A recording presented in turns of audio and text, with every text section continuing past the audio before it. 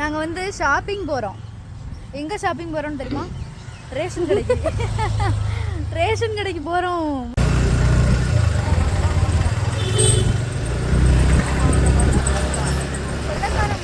பார்த்துருக்கீங்களா? நாங்கள் தான் கொள்ளையடிக்க போய்கிட்டு இருக்கோம். கொழுப்ப பார்த்தீங்களா இதுக்கு?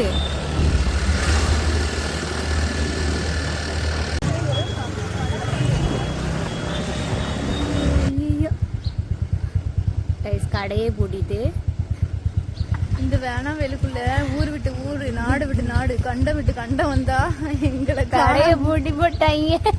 என்ன பண்றது? சரி அப்படி போவோம். யூட்டன் போட்டு வீட்டை போட்டு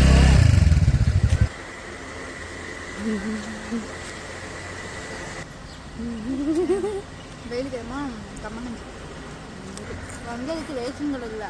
ஆனால் இந்த ஜூஸ் வச்சு ஜூஸ் இல்லை கஞ்சி குடிச்சிட்டு இது பண்ணி மாதிரி பண்ணி இந்த கடை வந்து எங்க இருக்குன்னு பாத்தீங்கன்னா சில்வர்புரம் லூசியால இருக்குது. யாராவது இந்த பக்கமா போனீங்க அப்படின்னா கண்டிப்பா இந்த கடையில குடிச்சு பாருங்க, ரொம்ப சூப்பரா இருக்குது.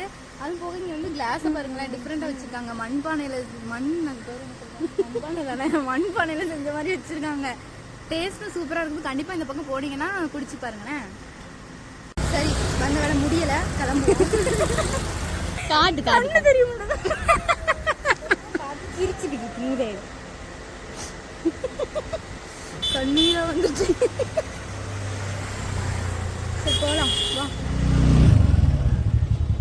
ஒரு வழியா வீட்டுக்கு வந்தாச்சு. டயர்டு.